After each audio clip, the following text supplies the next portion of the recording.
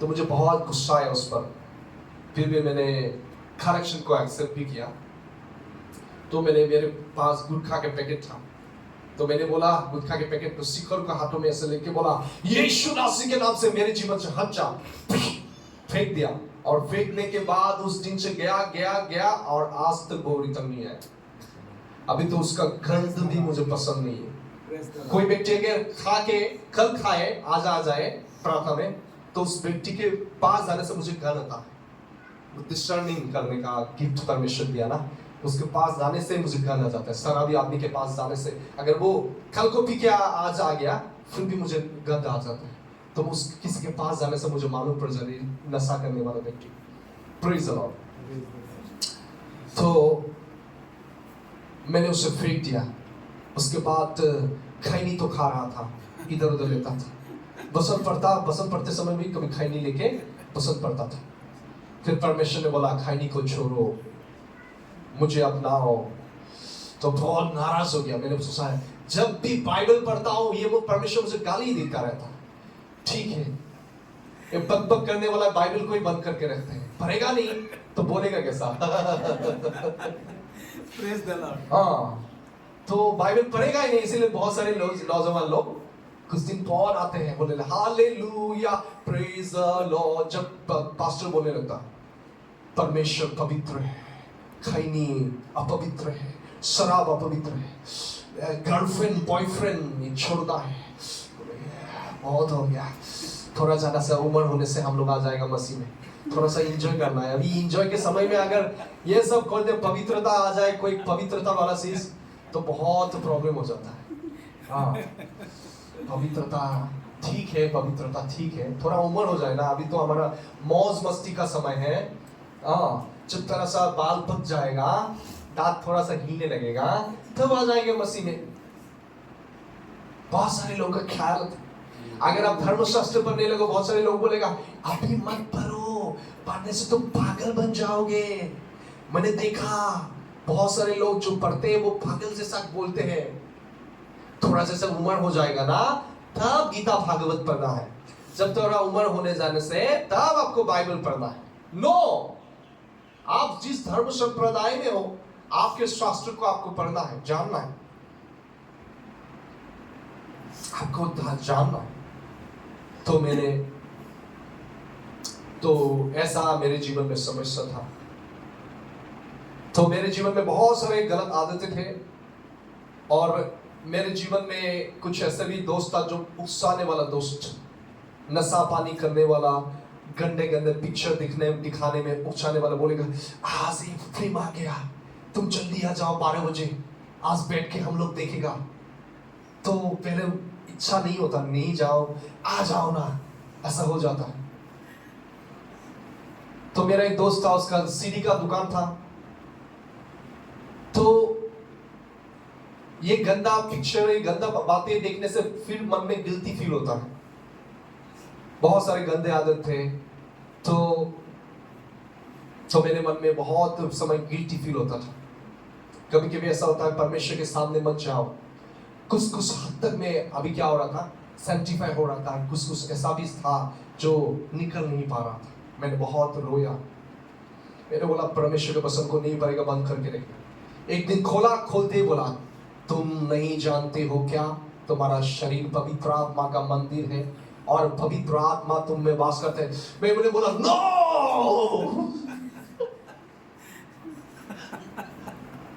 फिर से आ गया वो। अभी ऐसा हो गया कि यीशु का नाम नहीं लेने से अच्छा नहीं लगता। अभी ऐसा हो गया, गुटखा भी सादा भी अच्छा लगता है, तो कुछ आदत भी अच्छा लगता है, यीशु भी अच्छा लगता है। क्या करूं? यीशु ने बोला ये छोड़ना है।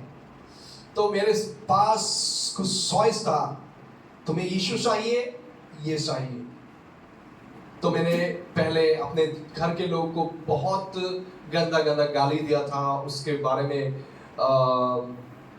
गलत सोचा था। मैंने सोचा, मेरे घर के लोग बोलते रहे वो दोस्तों से मत मिलो, वो अच्छे नहीं है। मैं नानी से गुस्सा होता था, मैं खुद के आंटी से गुस्सा होता था, जो परवरिश किया उनको गुस्सा हो जाता था। मैंने सोचा घर के लोग एकदम शैतान जैसा है, और जो मेरे साथ छोटा छोटा शैतान है, तो बहुत बहुत प्यारे प्यारे एंजल जैसा है। मेरे दोस्तों को बहुत प्यारा प्यारा सुंदर सुंदर एंजल लिखता था, ज्योति का दूत। लेकिन मेरे घर के लोगों को देखता था काला काला बड़ा बड़ा शैतान। क्योंकि वो बोलता अपने दोस्तों से ना मिलो। हाँ, मुझे तो अच्छा लगता था, मेरे दोस्तों के स्वर्गदूत जैसा लगता था आने से। उसके साथ सोता था अभी बिस्तर पे, इतना अच्छा लगता था। हाँ, एक साथ हम लोग घूमते थे, फिरते थे। एक बार पत्थर मार के मेरा दांत भी तोड़ दिया खोने का, फिर भी अच्छा लगता था।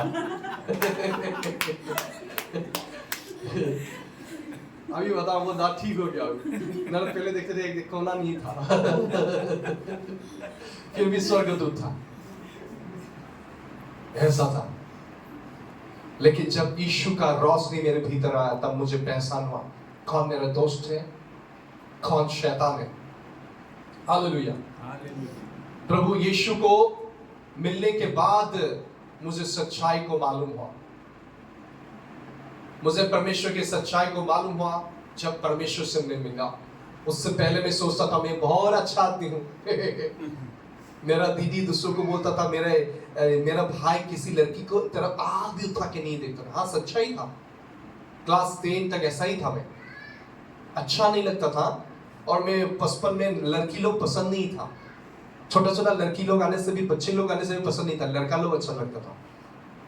ऐसा आदत था, लड़की लोग आने से एकदम थोड़ा एलर्जी जैसा होता था। मैं सच्चाई को बोला, मैं खुद को अच्छा नहीं बोला आप के सामने। तो मेरे जीवन में जो मिठास परमेश्वर ने दिया वो यीशु मसीह से आया। नहीं तो मैं कोई भी आपसे भी अच्छा आदमी नहीं हूँ। परमेश्वर के जितने भी आज्ञा है, मैं सभी आज्ञा को तोड़ने वाला व्यक्ति हूँ। कोई भी अच्छा आदमी नहीं हूँ। तो कोई भी भलाई मैंने मेरे जीवन में नहीं देखा। मैं सब गलत काम किया। कोई तो खोल के करते हैं, कोई तो छुपछाप करते हैं, छिपछाप करते हैं। कोई तो ऐसा भी होता है, आपको देखने से नहीं लगेगा, बहुत ऐसा लगेगा बहुत पंडित है, बहुत पवित्र है, लेकिन वो भीतर भीतर क्या करता है आपको मालूम नहीं हो।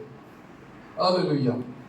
कभी कभी कोई माओ क्या आंख तो इतना अंधा होता है, बच्चे लोग इतना गलती करने से भी बोलेगा मेरा तो बेटा तो बहुत अच्छा है। अच्छाई को देखेगा। तो ऐसा आदत था। जब मैंने परमेश्वर को दुहाई दिया, मैंने रोया, परमेश्वर ने एक एक पापों से मुझे एक दिन में नहीं, धीरे धीरे छुटकारा मिला। एक दिन एक प्रभु का वचन मिला कि तेरे पाप क्षमा हुआ, और उससे मुझे बहुत शांति मिली। गालीतियों पुस्तक से परमेश्वर ने मुझसे बात किया, तुम परमेश्वर के संतान होने के कारण परमेश्वर ने उसकी आत्मा तुझे दिया है, उसी आत्मा से तो अपना पिता बोलता है। तो फिर परमेश्वर मुझसे बातें करने लगा कि तेरे पाप क्षमा हुआ। क्या वो पाप क्षमा वाला वो एहसास आपके भीतर है? क्या परमेश्वर ने आपको बताया कि आपका पाप क्षमा हुआ? क्या ऐसा है? अगर आपका है, बसंत के द्वारा आपसे परमेश्वर बातें किया, उस डेट को लिख के रखिए किस दिन बातें किया। वो आपके लिए सर्टिफिकेट है। क्योंकि बहुत समय शैतान आएगा और बोलेगा तुझे पाप क्षमा मिला, कहाँ मिला, दिखा। बोलेगा आ ओ ए, पाप क्षमा ए उ आ। उसको बसंत के द्वारा बताना पड़ेगा। यहाँ पे परमेश्वर ने मुझे बताया। हालेलुया। आपको जैसे क्या बोलते हैं, पाप की क्षमा का एश्योरेंस है क्या आपके भीतर? आपने पाप क्षमा पाया? इंश्योरेंस नहीं, एश्योरेंस। श्योरिटी है कि आपको पाप क्षमा हो गया। आप कैसे बोल सकते हो बताओ? बसंत के द्वारा। आपको परमेश्वर बसंत के द्वारा बातें करेंगे। उस बसंत को आपको भीतर में रखना। अब बसंत को भूल जाने से कैसा होगा? यीशु ने इस एक पापी स्त्री को क्षमा किया। उसने बोला हे बेटी तेरा पाप क्षमा हो गया। बसंत के द्वारा उसके श्योरिटी मिल गया। क्या आपको श्योरिटी मिला? श्योरिटी होने से आपके भीतर में शांति होगा। हालेलुया। इसलिए बताओ, यीशु मसीह ने जो बलिदान किया किसी ने नहीं किया। किसी ने ऐसा प्यार नहीं किया जितना आपके लिए उसने किया। प्राण देने से भी ज्यादा और प्रेम कहीं पे भी नहीं है। एक दिन मैं खुद पे प्रार्थना के समय में जब मेडिटेट कर रहा था उस वचन को, मैं रोने लगा। मेरे लिए वो वास्तविक बन गया। किसी ने आपके लिए कभी प्राण दिया है क्या? जान दिया है क्या? बताइए, दिया है क्या? अपने दोस्तों ने दिया है क्या? हो सकता है आपके दोस्त ऐसा भी हो सकता है, दारू पिलाने वाला, गंदे फिल्म दिखाने वाला। आप सोचते होंगे वो स्वर्गदूत है। उस स्वर्गदूतों को छोड़िए। आपके जीवन में हो सकता है शादी होने से पहले गर्लफ्रेंड बॉयफ्रेंड है। आप देखते होंगे उस बॉयफ्रेंड को एकदम रजनीकांत जैसा, शाहरुख खान जैसा। हालेलुया। शैतान ऐसा करता है, ऐसा लगेगा इतना सुंदर है वो, पृथ्वी का ऐसा एक राजकुमार जैसा है, ऐसा लगेगा। नहीं तो लड़के लोगों को लगेगा वो ऐश्वर्य राय जैसा है। शादी करने लेने के बाद कुछ दिन बाद मालूम पड़ जाएगा, आपको लगेगा कि सुरेल है। हालेलुया। बीच में ऐसा कपल मुझे मिला था, दोनों इतना छोटा उम्र में शादी हो गया। वो लड़की तो पढ़ाई भी कर रहा है। बताओ, आपको दुख लगेगा। वो लोग दोनों लव मैरिज किया। बाद में उस लड़की का एक संबंधी आने लगा उनसे मिलने के लिए। उसका खुद का ही परिवार के एक आदमी है।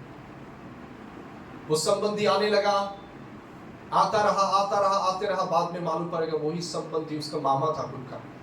तो किसी का नाम मेंशन नहीं कर रहा हूँ, टेस्टिंग नहीं दे रहा क्यों, उसका मामा था। बाद में मालूम हो गया वही लड़की अपने मामा के साथ गलत संबंध बना लिया। 2 बार प्रेग्नेंट हुआ, एबॉर्शन भी हुआ। लड़की को जिसको वो एक साथ प्यार किया, कभी शादी हुआ, उसको बाद में मालूम पड़ा कि उसके वाइफ ने उसे धोखा दिया। कितना दुख होगा, कितना दुख होगा। फिर भी वो लड़का इतना अच्छा है, अभी तक उस लड़की को एक्सेप्ट किया। उसने बोला तुम अपना मन फिरो, अभी मैं तुम्हें एक्सेप्ट करूंगा। अभी भी तक वो उसको एक्सेप्ट किया, वो एक्सेप्ट करके रखा है। कोई मैं कहानी नहीं बता रहा हूं, खुद देखा हुआ सुना हुआ बातें बता रहा हूं। जगत में ऐसा पाप भी है।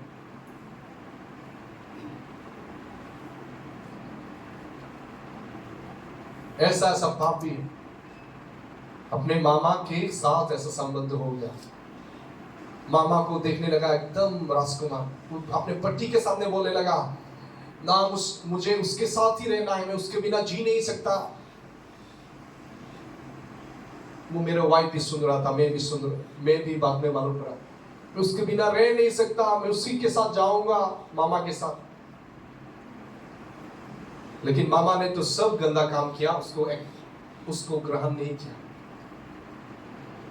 इतना भयंकर पाप है, इसलिए खुद को संभालिए। मैं खास करके यंग लड़कियों से बोल रहा हूं, अपने शादी से पहले किसी को अपने शरीर को मत दीजिए। आपका शरीर पवित्र आत्मा का मंदिर है, पवित्रता को संभालिए। अगर शादी से पहले गलत काम हो जाता है तो आप क्या दोगे अपने पति को? लड़के लोगों को भी बोलता हूं, अगर शादी से पहले आप लड़की को दे देते हो सब कुछ, क्या दोगे शादी के बाद? मैंने मेरे जीवन में बहुत सारी गलती किया, उस गलती का मैंने पश्चाताप किया। मैंने बताया मैंने जीवन में हर प्रकार के पाप किया, लेकिन उसके कारण मैंने कितना दिन रोया। हालेलुया। मैं भी कोई अच्छा आदमी नहीं हूँ। आज यीशु मसीह ने जो ज्योति लिया, उस ज्योति में मैंने देखा कितना एक मैं पापी आदमी था, एक दंड के लायक, आपके सामने माइक में बोलने का लायक नहीं था मैं। लेकिन प्रभु की अच्छाई मुझे अच्छा बनने के लिए मदद किया, उसके प्रेम ने मुझे मदद किया पश्चाताप करने के लिए। मैंने हर पाप को टेस्ट किया मेरे जीवन में, और मैंने देखा उसका रिजल्ट शून्य है, मृत्यु है। पाप की मजदूरी मृत्यु है। पाप की तो अभिलाषाएं, खुशियां थोड़े समय के लिए है, लेकिन उसका परिणाम अनंत काल की मृत्यु है, नरक है। उस नरक में मत जाइए। यीशु आपसे बहुत प्यार करता है।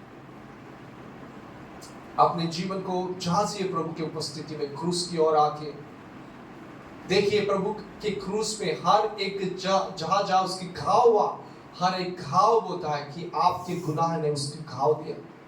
आपके एक एक पापों के कारण यीशु मसीह को सजा मिला। उसके हाथों में कीले ठोके क्यों गए? आपके और मेरे कामों ने उसके हाथों में कीले ठोके। हमारा पैर गंदे मार्ग में जाते थे, इसलिए उसके पैरों में कीला ठोके गया। हालेलुया। उसको सजा मिला ताकि आपको शांति मिले, उद्धार मिले, अनंत जीवन मिले, स्वर्ग राज्य मिले। उसने मृत्यु को, आपके मृत्यु को सक लिया, इब्रानी पुस्तक में लिखा है। ऐसा प्रेम यीशु ने किया। मैं नहीं जानता कोई और दूसरा ऐसा कोई प्रेम कर सकता है। जब भी वो प्रेम से मैं पढ़ता हूं, मेरा आंखों से पानी निकलता है और कोई शब्द नहीं, धन्यवाद निकलता है। धन्यवाद यीशु, मैं धन्यवाद बोल सकता हूं। अगर उस प्रेम को आप जान लोगे, प्रार्थना कम, धन्यवाद ज्यादा निकलेगा। यीशु जैसा कोई और दूसरा बेस्ट फ्रेंड नहीं हो सकता। हालेलुया। यीशु जैसा इस जगत में और कोई भी सच्चा प्रेमी नहीं हो सकता। यीशु ही सच्चा प्रेमी है। यीशु ही मार्ग, सत्य और जीवन है। उसके बिना आप जीवन में प्रवेश नहीं कर सकता। हालेलुया। आप यीशु मसीह को विश्वास किया, सच्चाई से उसकी वचन पर चलने के लिए कोशिश कीजिए। आधा सच आधा झूठ में मत रखिए। दो पैर, दो नाव, अगर दो नाव में आप फेर दोगे, वो आप स्लिप हो जाएगा, आप गिर जाओगे। हालेलुया। आपके दोनों पैर सच्चाई के नाव में होना है। वो नाव यीशु मसीह है जो जीवन तक लेके जाता है। एक पैर सच्चाई में, दूसरा पैर जगत में, पाप में रहे तो आप गिर जाओगे। वो सच्चा सामरी है। जब आप गुनाहों में थे, पाप में मरे हुए थे, उसने आपके पास आया। यीशु मसीह आपके पास आया और आपके गुनाहों को उसने उठा लिया खुद के ऊपर। यरूशलेम से वो जो यरीहो में जो व्यक्ति मरा हुआ, आधा मरा अवस्था में था, वो व्यक्ति और दूसरा कोई नहीं, आप और मैं था। वो सामरी व्यक्ति कौन था? यीशु मसीह था, जिसने हमारे घाव पर मलम लगाया, जिसने हमारे पापों का दाम को दिया। वो पाप का दाम क्या था? उसका प्राण, उसके लहू, खुद को बलिदान कर दिया। Praise the Lord. इसलिए सच्चा पश्चाताप से प्रभु की ओर फेरिए, खुद को नम्र बनाए, शून्य बनाए, बोले मैं कुछ भी नहीं हूं प्रभु, आपके बिना कुछ भी नहीं हूं। सच्चे प्रेम से चलिए। प्रेम परमेश्वर है। जो प्रेम करते हैं उसके भीतर अनंत जीवन है। जो अपने भाई से घृणा करते हैं, वचन में लिखा है, उसमें भीतर कोई अनंत जीवन नहीं, वो एक मर्डर है, हत्याकारी है। जो अपने भाई को घृणा करता है, अपने पड़ोसी को घृणा करता है, वो एक हत्यारा है। और हत्यारे के भीतर कैसे अनंत जीवन रह सकता है? परमेश्वर के वचन में लिखा है।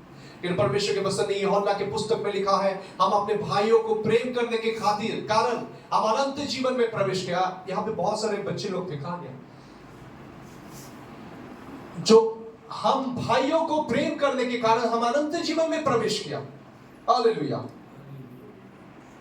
इसलिए प्रेम कीजिए आपस में, परमेश्वर को प्रेम कीजिए, आपस में प्रेम कीजिए, जैसे वो सामरी व्यक्ति ने प्रेम किया।